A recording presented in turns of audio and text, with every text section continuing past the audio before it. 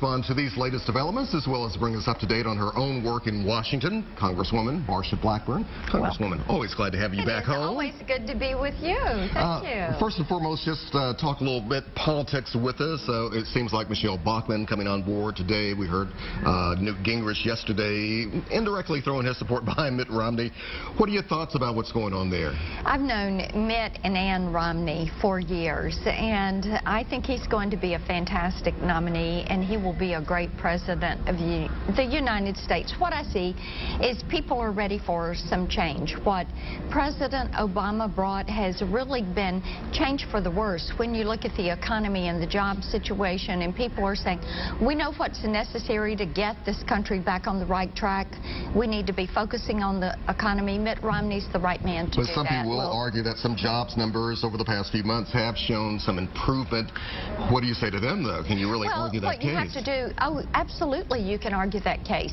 Anyone can go to the Bureau of Labor Statistics website and see that the labor force participation rate is lower than it has been at any point since the end of the Great Depression and the beginning of World War II.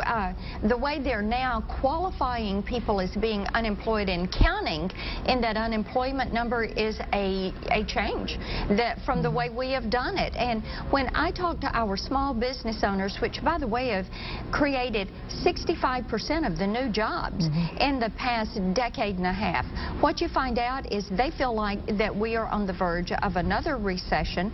They do not see the increase in orders that are coming into manufacturing plants. They're not seeing the increase in distribution. Go talk to any of the distribution and logistics companies we have around here.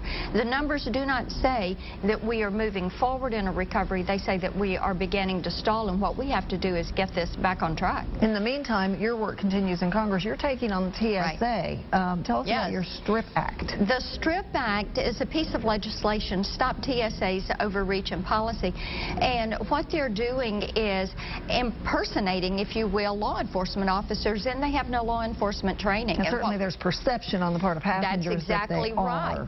That is right, because what TSA has done is move these screeners and processors from being people that are in work shirts with a patch to these law enforcement uniforms with a metal badge.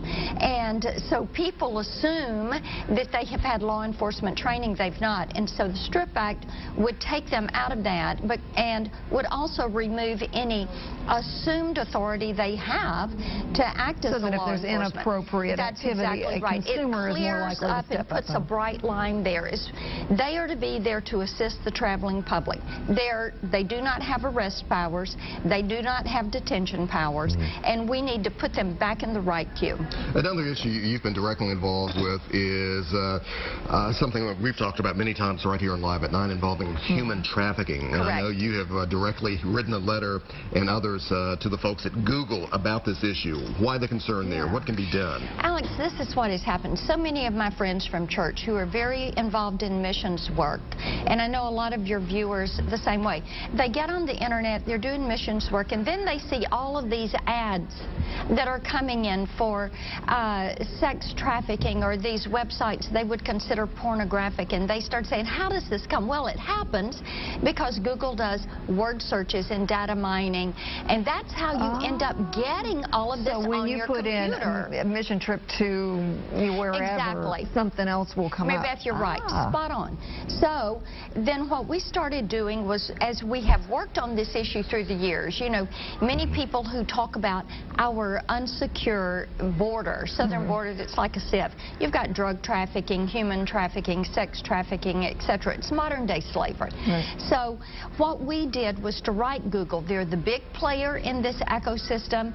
You know, when you have a company that using their activity has become a verb, you Google, you're Googling, or you Google something, So we said, look, you know, you need to get in behind this and help us with this. What's their response so far? I've met with Google, and what we're trying to do, they say, well, we're working on it, but we're saying, look, you've got to dig a little deeper. Somehow, these bad actors, if you will, are getting around them.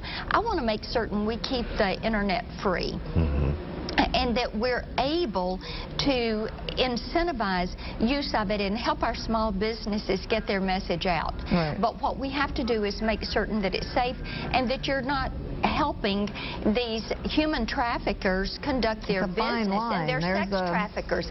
That's exactly right. But you know, we've got 300,000 girls and boys every year that get sold into trafficking, and we've got to find a way to put a stop to this, because we have too many of those traffickers that are using the internet as their vehicle. Every little bit can help, that's for sure. You're exactly right, it does. Congresswoman, thank you very much. Thank you so much. Good to be with you. All right.